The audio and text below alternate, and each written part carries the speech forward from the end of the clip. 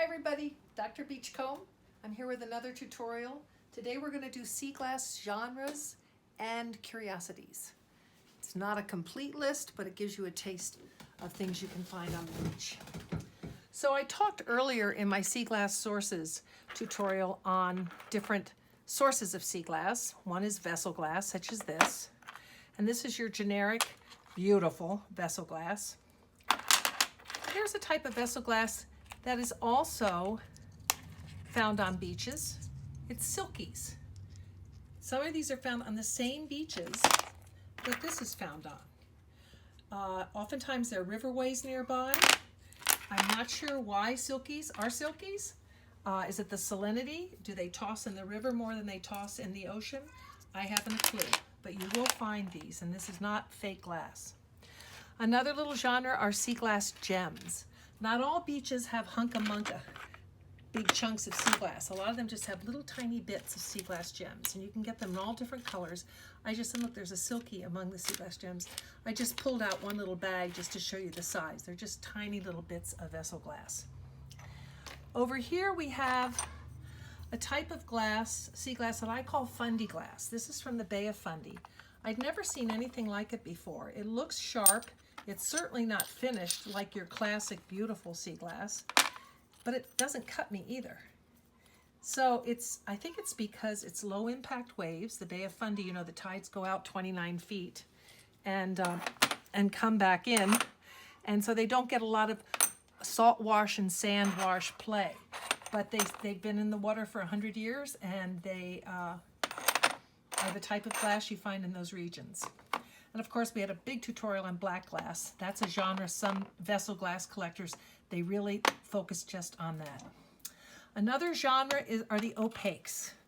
The jadeites, the opaque whites. A lot of these come from, well, this is a little Japanese or Chinese one that came from the sugar plantations in Hawaii, where they came home from hot days and they put liniment on themselves, or nice lotions because they were all sunburned.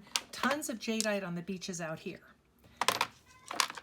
So the last type of vessel glass, and this can come from the other sources too, but it's bonfire glass. And some people, including me, I love a nice hunk of bonfire glass. Bonfire glass isn't really rare. Beautiful pieces of it though, beautiful colors can be. But here's a neat two-tone one. But I mean, if you really love bonfire glass, just take a bottle next time you're at a beach party and just throw it in the bonfire. It's a fun type of sea glass. Next, we go up to the utilitarian glass, and we've talked about bottle stoppers, right? Here's your bottle stoppers. Well, a lot of people like to collect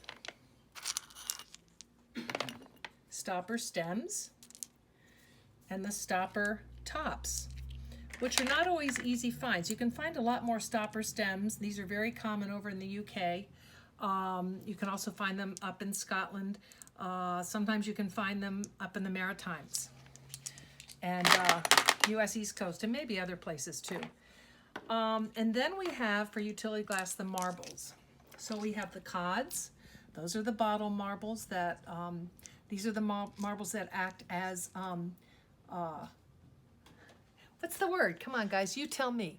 You know the word. They stop up the bottles. And then you have the play marbles. You have the cat's eyes. You have the Artisan toy marbles, and you have, I call them creams. They're also called aids. I like to call them cream. You also have railroad marbles. I have no railroad marbles. I would love some, so if someone wants to send me some, I'm all for it. I'll do a trade with you. Then you have, as I said, the fishing floats. Different types, different genres of fishing floats from Asia, Korea, Russia, Japan, Norway, Portugal.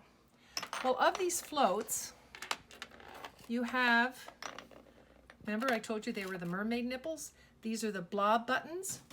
You can see them inside. Where's a good blob button? That one has a junky one. Where's a good blob button? Well, here's a little tiny one. See that little button right in there? Can you see that?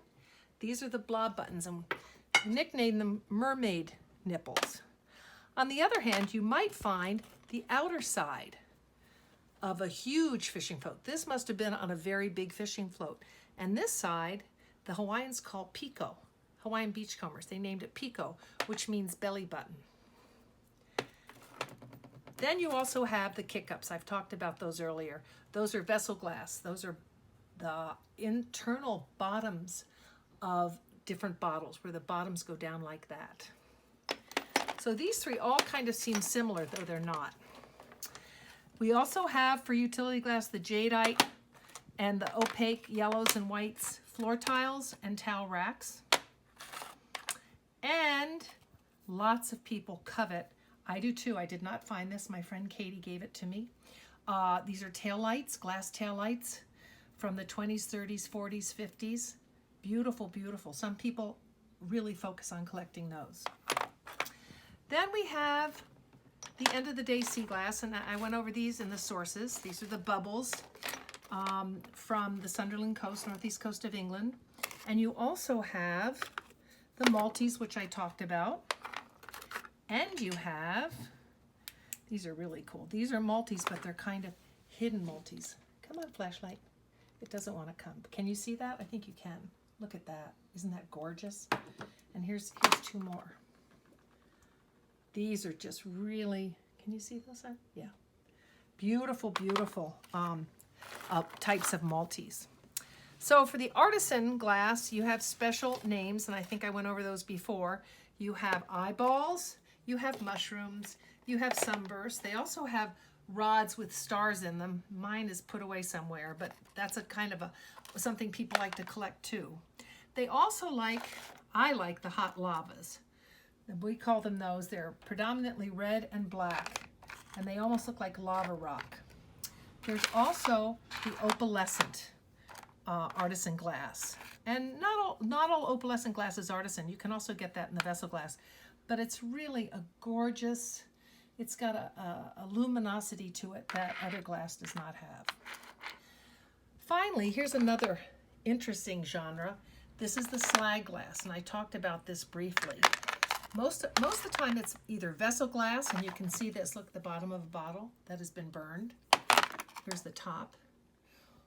Or it's residue from a smelting process of metals. I have just learned there's wonderful slag, turquoise slag up in the Michigan area, also in California. The slag I'm familiar with is from Hawaii.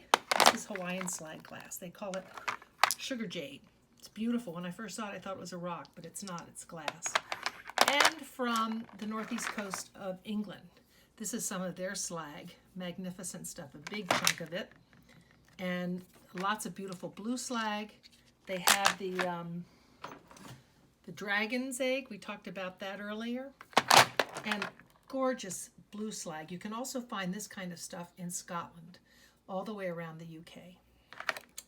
Finally, two more fun things. Doesn't matter if it is Artisan or end of the day or vessel. You can find, if I can get my light going, see this? This is UV glass. And I'm doing this because my flashlight doesn't want to stay on. But it has uranium in it. The Artisan glass has it, as does uranium glass from the 1930s, 40s, and 50s. That's a fun glass to have.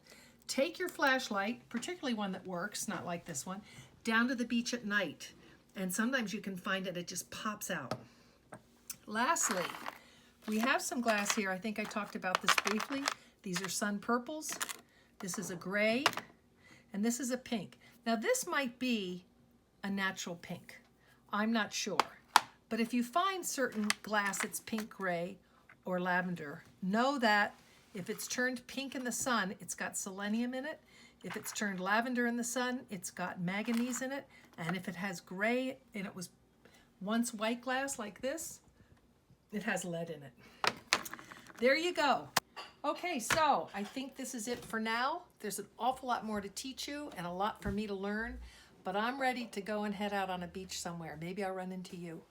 Have a great new year, and till we meet again. Bye.